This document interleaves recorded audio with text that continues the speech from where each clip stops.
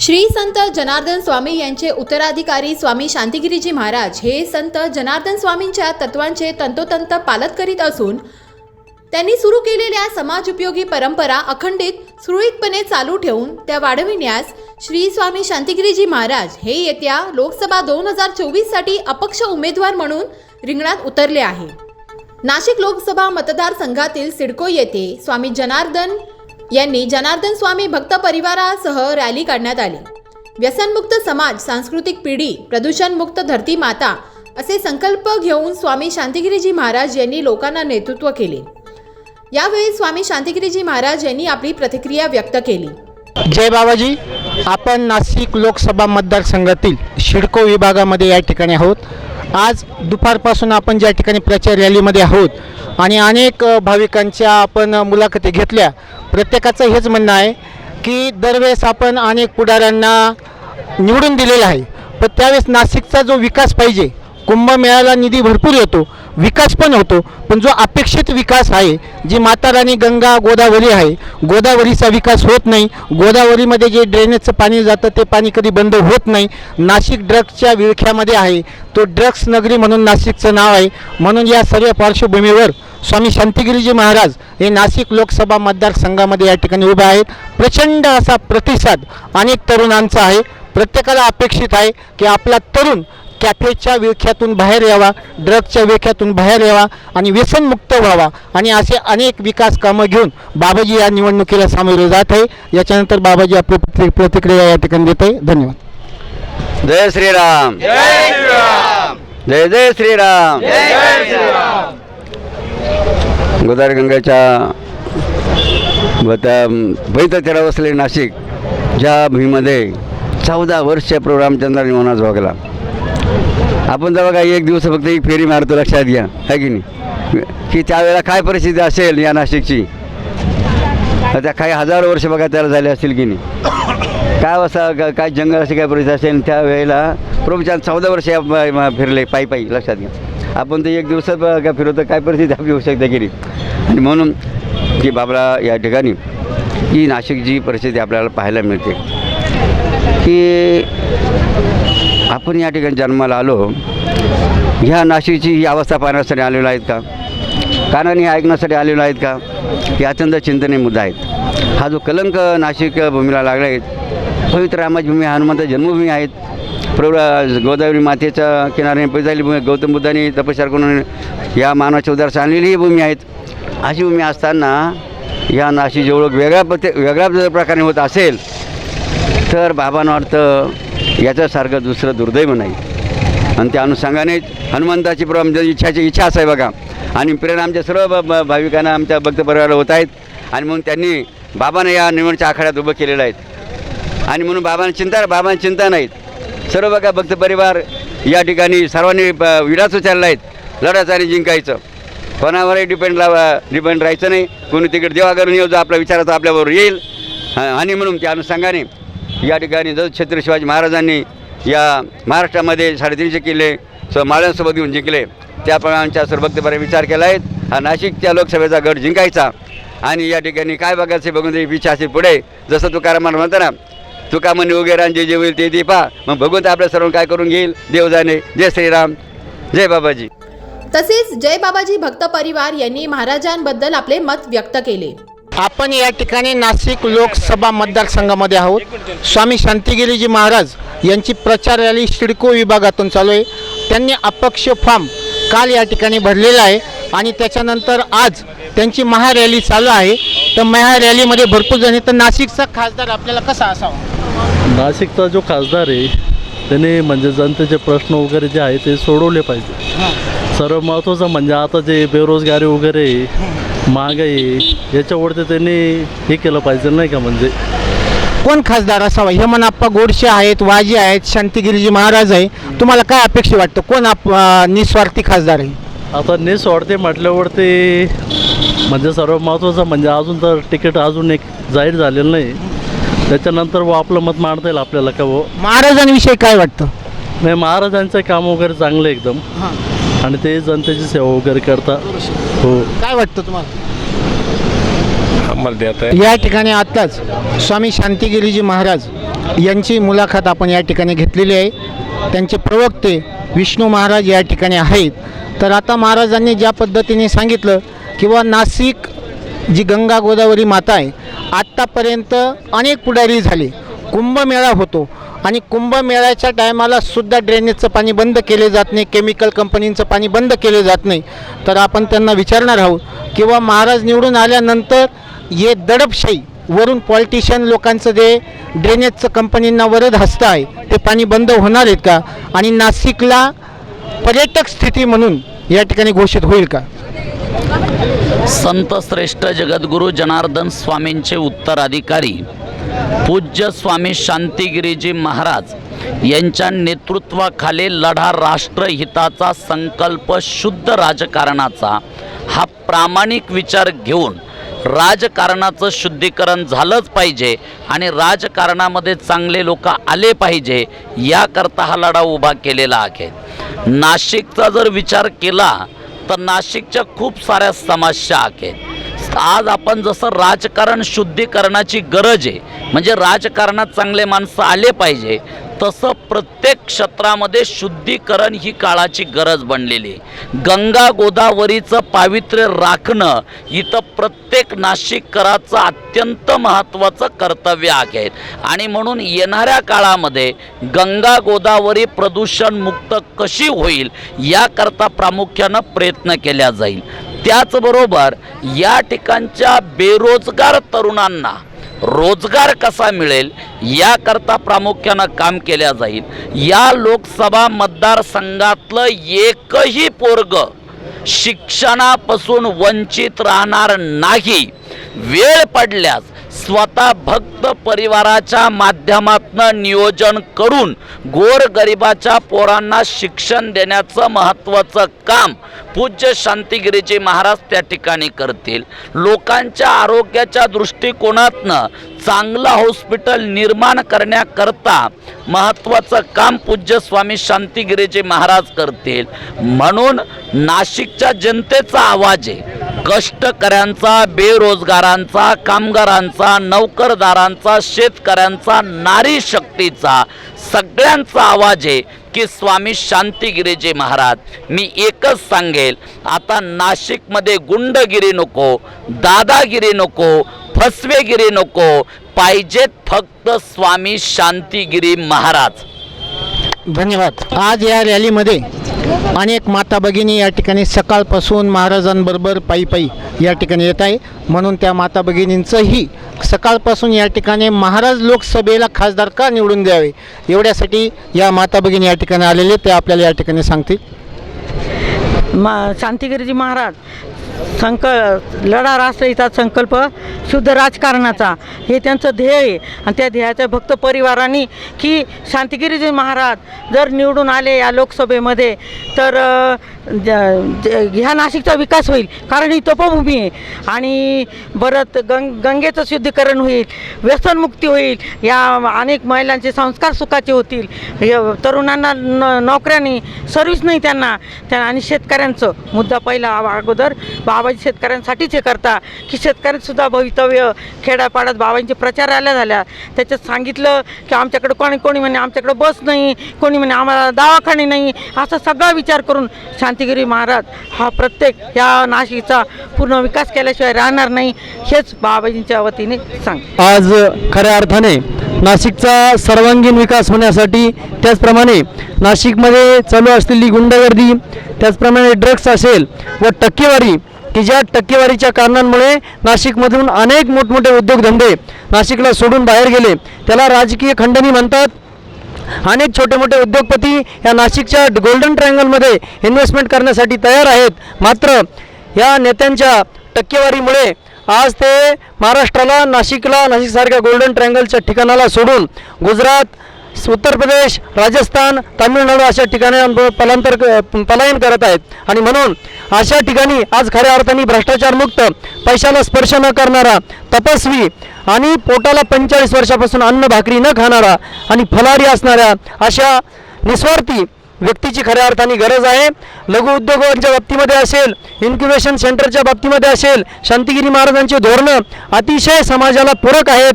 मोठे मोठे उद्योगधंदे बाबाजी सत्तेवरती आल्यानंतर नक्कीच या ठिकाणी उभे राहतील, यामध्ये कुठलीही शंका नाही. 0 ते 14 या वयोगटातील जी लोकसंख्या सध्या भारतामध्ये आहे ती 24% आहे. जर या करोडो लोकसंख्येला, नवीन युवकांना जर आपण हाताला काम देऊ शकलो नाही तर आपला तो खूप मोठा अपराध असेल. येणारी पिढी आपल्याला कधीही माफ करणार नाही. म्हणून खंडणी मागणारी, टक्केवारी मागणारी ही जी टोळी आहे, ह्या टोळीला घराबाहेर काढलं पाहिजे. यांना राजसत्तेवर न बसवता विकासाचा दृष्टिकोन घेऊन चालणारे एक संन्यासी योगी आदित्यनाथांसारखे शांतिगिरीजी महाराज या ठिकाणी आहेत व 75 वर्ष खिसे नसलेला सगळ्या जनतेला आपला परिवार मानणाऱ्या उमेदवाराच्या शोधामध्ये ही नाशिकची जनता होती. मात्र आता असा उमेदवार मिळाला आहे, त्यामुळे अनेक गावांनी निर्णय घेतला आहे की आमच्या गावामध्ये फक्त एकच बूथ लावला जाईल, तो म्हणजे स्वामी शांतिगिरी महाराजांचा. आणि यावेळेस आमचे मत आम्हाला विकासासाठी, उद्योगधंद्यांसाठी, सहकार क्षेत्रासाठी, गरिबांसाठी, शेतकऱ्यांसाठी, कष्टकऱ्यांसाठी व चांगले माणसं राजकारणात आणण्यासाठी आणायचं आहे. स्वामी शांतिगिरी महाराजांचा संकल्प आहे. एकटे स्वामी शांतिगिरी महाराज नाही तर हजारो चांगल्या विचारांचे कार्यकर्ते 9 जिल्ह्यामध्ये स्वामी शांतिगिरी महाराजांना राजकारणामध्ये आणायचे. आणि म्हणून सर्व जनतेला महामंडलेश्वर स्वामी शांतिगिरी महाराज यांच्या वतीने आवाहन करतो, चांगले लोक राजकारणामध्ये आणण्यासाठी आपण सर्वांनी या निस्वार्थी संन्यासाच्या फकीराच्या पाठीमागे उभे राहा. अजून एक गोष्ट, organic farming, organic food, organic fruit, organic foodgrain आणि ऑर्गॅनिक व्हेजिटेबल हे नाशिकला पुरवावे अशी बाबाजींची इच्छा आहे. कारण नॉन ऑर्गॅनिक खाल्ल्यामुळे प्रत्येकाला थायरॉईड, कॅन्सर, BP, शुगर व त्याचप्रमाणे आपण लकवा ज्याला म्हणतो असे अनेक आजार होत आहे, हे डॉक्टरांचं म्हणणं आहे. त्यामुळे ऑर्गॅनिक फूड ही नाशिकचीच नाही, भारतामधल्या अनेक मेट्रोपॉलिटन सिटींची गरज आहे. व बाबाजींचं नेटवर्क 2500 गावांमध्ये असल्यामुळे बाबाजी 2500 गावांमध्ये आता डेमो देणं सुरू करणार आहे. ऑर्गॅनिक फार्मिंगमधूनच्या माध्यमातून ऑर्गॅनिक फळं, ऑर्गॅनिक भाजीपाला, ऑर्गॅनिक फूडग्रेन म्हणजे धान्य आणि ऑर्गॅनिक डाळी या पिकवून या मेट्रोपॉलिटन सिटीमध्ये प्रोव्हाइड करून आरोग्य विभागामध्ये बेसिक इन्फ्रास्ट्रक्चरवरती बाबाजी काम करणार आहे. म्हणून सर्वांना जनतेला आमचं आव्हान आहे, ऑर्गॅनिक फूडची गरज ही हिंदूला आहे, मुस्लिमांना आहे, बुद्धांना आहे, शिखांना आहे. खऱ्या अर्थाने निरोगी व्हायचं असेल तर या बेसिक इन्फ्रास्ट्रक्चरवर काम करूया. म्हणून सर्वांना आवाहन करतो, 100% मतदान करा, चांगल्या माणसाला मतदान करा. धन्यवाद. या ठिकाणी महाराजांनी आत्ताच मुलाखत दिलेली आहे. अनेक महिला आहे या ठिकाणी, माननीय सो पैठणकरताई यांनी आपलं मत या ठिकाणी मांडलेले आहे. त्याचबरोबर आता काही महिला माझ्याबरोबर या ठिकाणी आहेत. महाराजांनीच नाशिकमध्ये का उमेदवारी लढवावी याबाबत ते या ठिकाणी सांगतील. धन्यवाद. जगाच्या कल्याणा संतांच्या विभूती, देह कष्टविधी परोपकारे या उक्तीप्रमाणे साधू संतांचा जन्मच जगाच्या कल्याणासाठी होतो. आणि राजकारण हे समाजसेवेचं आणि जगाचं कल्याण करण्यासाठी एक प्रभावी साधन आहे. आणि त्या साधनाचाच उपयोग स्वामी शांतिगिरीजी महाराज हे जगाच्या कल्याणासाठी करणार आहे. शांतिगिरी महाराजांनी अनेक तरुणांना व्यसनमुक्त केलं, संस्कारक्षम पिढी घडवली आणि तेच ब्रीदवाक्य किंवा तेच मुद्दे घेऊन स्वामी शांतिगिरीजी महाराज राजकारणात उतरलेले आहे. आणि नाशिकमधूनच का तर शांतिगिरी महाराजांचा जन्मस्थानच नाशिक जिल्ह्यात आहे. लाखलगावमध्ये स्वामी शांतिगिरी महाराजांचा जन्म झालेला आहे. त्यामुळे आपल्या जन्मभूमीत शांतिगिरी महाराजांनी निवडणूक लढवावी असं जय बाबाजी भक्त परिवाराने ठरवलं आणि त्यांना राजकारणात उभे केलं. धन्यवाद. जय बाबाजी. महत्त्वाचा मुद्दा त्यांनी या ठिकाणी मांडला. महाराजांची जन्मभूमी ही नाशिकची आहे आणि नाशिकच्या जन्मभूमीत महाराज या ठिकाणी राजकारणामध्ये उतरत आहे. या ठिकाणी विजूभाऊ या ठिकाणी आपल्याबरोबर आहेत, त्या ठिकाणी त्यांचे मुद्दे मांडताय. धन्यवाद. खरं म्हणजे प्रामुख्याने स्वामी शांतिगिरी महाराज ही लोकसभेची निवडणूक लढवत आहे, ही पूर्ण नाशिककरांसाठी आनंदाची बातमी आहे. त्यामध्ये सर्वात महत्त्वाचं म्हणजे नाशिककरांसाठी एक त्यागी संताचं मूल मिळत आहे. त्यागी संतांनी राजकारणात यावं ही खरं तर चांगल्या माणसाचीच फक्त इच्छा होऊ शकते. जी काही इथे आजच्या घडीला जे काही चाललं आहे कौटुंबिक राजकारण वगैरे, त्याच्यासाठी फक्त हे स्वामी शांतिगिरी महाराज हे नाशिकसाठी एक योग्य उमेदवार आहे असं माझं वैयक्तिक मत आहे. त्यामुळे सर्व नाशिककरांना एक प्रामुख्याने विनंती करतो की स्वामी शांतिगिरी महाराजांनी आपण स्वइच्छेने निवडून द्यावे. बाबाजींचं वाक्य आहे का लढा राष्ट्रहिताचा संकल्प शुद्ध राजकारणाचा. त्या युक्तीप्रमाणे बाबाजींचं हे आहे का भ्रष्टाचार हा बंद झाला पाहिजे आणि विषमुक्त अन्न सगळ्यांपर्यंत पोचलं पाहिजे. हेच भरपूर आहे. त्यांची भरपूर अपेक्षा आहे, पण मग सगळ्या नाशिककरांनी त्यांना साथ द्यावी हीच मी विनंती करते. बाबाजींनीच का राजकारणात उतरावे असं सगळ्यांना प्रश्न पडतो, पण बाबाजी आल्यावर बेरोजगारांना रोजगार मिळेल. परत जे आज मुलं शिक्षणापासून फीमुळे वंचित राहतात, ज्यांच्याकडे पैसा नाही ते शिक्षणापासून वंचित राहणार नाही आणि तरुण वर्ग निर्व्यसनी होईल. बाबाजींनी आत्तापर्यंत बऱ्याच लोकांना व्यसनमुक्त केले आहे आणि जनतेसाठी सेवा केली आहे बाबाजींनी. त्यामुळे बाबाजींचा काही परिवार नाही, काही नाही. जो भक्त परिवार आहे तोच बाबाजींचा परिवार. बाबाजींना पैसे खाणार ना कोणाला खाऊ देणार. बाबाजींचं शुद्ध राजकारण आहे, म्हणून बाबाजींना खासदार बनवायचं आहे भक्त परिवाराकडून. लोकसभा निवडणूक 2024 साठी मतदान करणारे युवा नागरिक आपल्या भावी खासदाराकडून काय मागण्या करत आहेत हे जाणून घेऊया. माझ्यासोबत काही कॉलेजच्या तरुणी आहेत. नाशिक लोकसभा इलेक्शन अजून थोड्याच दिवसावरती येऊन ठेपलेले आहेत. अनेक उमेदवार आपापल्या पद्धतीने प्रचार प्रसार या ठिकाणी करतोय. पण आजचे जे तरुणी आहेत त्यांना नाशिकच्या भावी खासदारांकडून काय अपेक्षा आहे तर त्यांच्याकडून आपण एक मिनिटासाठी आपण जाणून घेणार आहोत. नाशिकमध्ये डेव्हलपमेंट झाले पाहिजे चांगले. IT इंडस्ट्रीजमध्ये, एज्युकेशनमध्ये, अजून रोड वगैरे त्यांचं थोडीशी परिस्थिती सुधारली पाहिजे. नाशिकमध्ये स्वच्छतेकडे लक्ष दिलं पाहिजे की बऱ्याच ठिकाणी खूप कचरा वगैरे पडलेला असतो, तर ते स्वच्छता झाली पाहिजे. इन्फ्रास्ट्रक्चर डेव्हलप झालं पाहिजे. अजून इंडस्ट्रीज आल्या पाहिजे नाशिकमध्ये जास्त. क्लीनिनेस और सस्टेनेबल डेवलपमेंट में ध्यान देना चाहिए. एजुकेशनल इंस्टीट्यूट बनने चाहिए. अपन देखते हैं कि नासिक के लोग कहीं जा रहे पुणे मुंबई पढ़ने के लिए, प्लस जॉब अपॉर्चुनिटीज़ के लिए जाते, तो फिर जॉब अपॉर्चुनिटीज़ यहाँ पे भी डेवलप होनी चाहिए. नाशिक या ठिकाणी रॅलीची समापन या ठिकाणी झालेली आहेत. आमच्या सर्व महिला या ठिकाणी सकाळपासून रॅलीमध्ये होत्या. उद्या सातपूर विभाग या ठिकाणी आहे. एक जय जयकार या ठिकाणी सर्व महिला या ठिकाणी देत आहे. लढा राष्ट्रहिताचा संकल्प शुद्ध राजकारणाचा. लढा राष्ट्रहिताचा संकल्प शुद्ध राजकारणाचा. काम कर्मयोगी शिवयोगी जगद्गुरु जनार्दन स्वामी महाराज की जय. उत्तराधिकारी महामंडलेश्वर स्वामी शांतिगिरी महाराज की जय. बोली की जय. नाशिक का खासदार कैसा हो, शांतिगिरी बाबा जैसा हो. नाशिक का खासदार कैसा हो, शांतिगिरी बाबा जैसा हो. नाशिक का खासदार कैसा हो, शांतिगिरी बाबा जैसा हो. खूप केलं नेत्यांसाठी, आता फक्त बाबांसाठी. या ठिकाणी नाशिक लोकसभा मतदारसंघ ज्यांनी काल अपक्ष उमेदवारी अर्ज ज्यांनी भरला असे महामंडलेश्वर स्वामी शांतिगिरीजी महाराज त्यांची शिडको या ठिकाणी प्रचार रॅली चालू आहे. या ठिकाणी हेमंत आप्पा गोडसे, राजाभाऊ वाजे आणि महामंडलेश्वर स्वामी शांतिगिरीजी महाराज 3 उमेदवार या ठिकाणी आहेत. एक निस्वार्थी व्यक्तिमत्व असणारे शांतिगिरीजी महाराज की जे नाशिक ड्रग्सच्या विळख्यामध्ये गुन्हेगारी म्हणून संबोधलं जातं त्याचं शुद्धीकरण करण्यासाठी महाराज या ठिकाणी राजकारणामध्ये उडी मारत आहे. आणि या ठिकाणी रॅलीमध्ये बराचसा भक्त परिवार त्यांचा आहे. तर आपण त्या ठिकाणी विचारतो आहे की शांतिगिरी महाराजच का, महाराजांनी निवडणूक लढवावी असं का वाटतं? महाराज निष्कलंकी उमेदवार आहे. महाराजांसारखे उमेदवार पूर्ण भारतात कोणी नाही आहे. म्हणून महाराज भ्रष्टाचार पुढे भविष्यात कधी करणार नाही. आत्तापर्यंत जनसेवा करीत आलेले ते निवडून पुढं जनसेवेसाठीच त्यांनी विडा उचललेला आहे. म्हणून महाराजांनाच निवडून द्यावा ही आमची खूप तळमळीची इच्छा आहे. जनता जनार्दनाने त्यांना प्रतिसाद द्यावा. नाशिकमध्ये काय विकास व्हावा महाराजांकडून? नाशिकमध्ये भरपूर कामं बाकी आहेत. या 10 वर्षात काही कामं फारसे काही झालेले नाही आहे. मागे भुजबळांच्या कामात काही वेळेस कामं झालेले, पण या हेमंत गोडसेंच्या 10 वर्षाच्या काळात कुठलेही कामं फारसे काही मोठे कामं झालेले नाही आहे. भरपूर शिक्षणाचं आहे.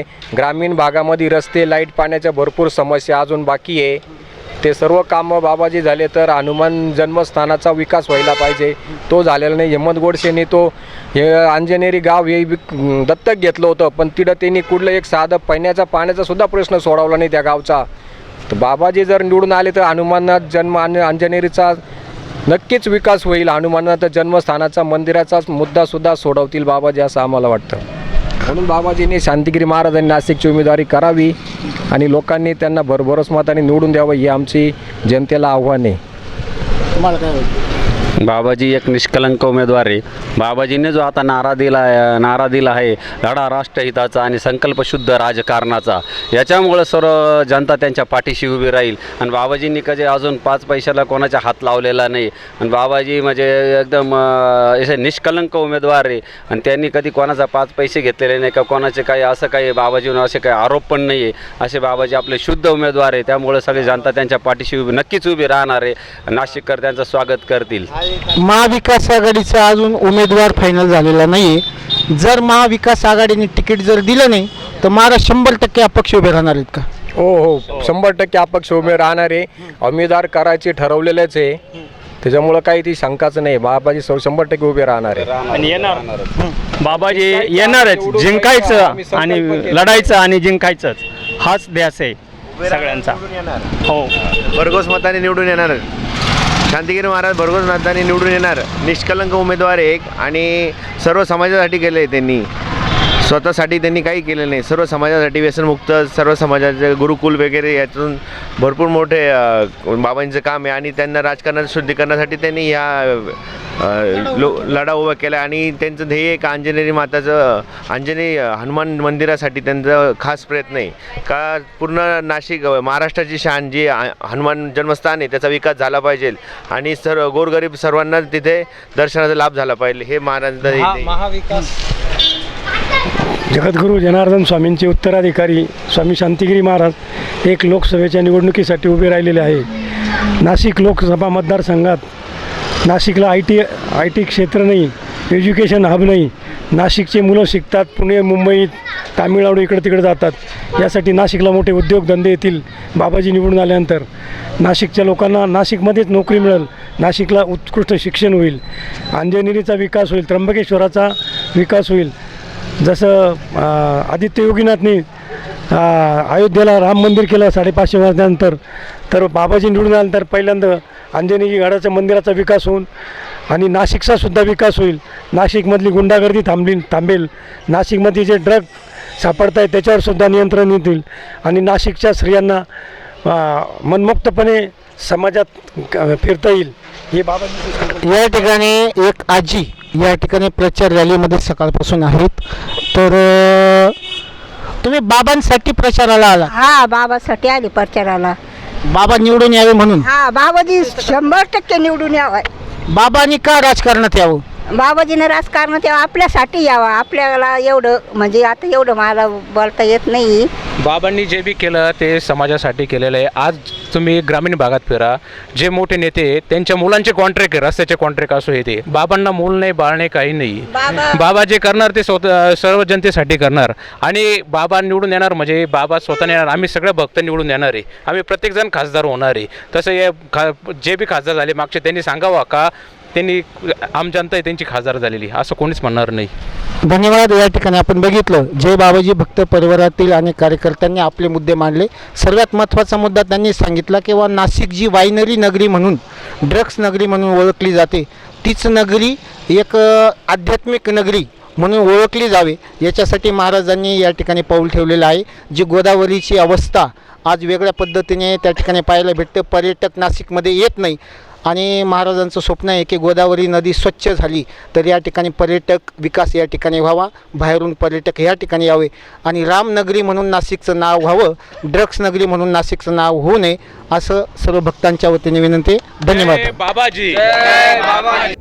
स्टार न्यूजसाठी कपालेश्वर महाराजसह अदिती पेंढारी, नाशिक.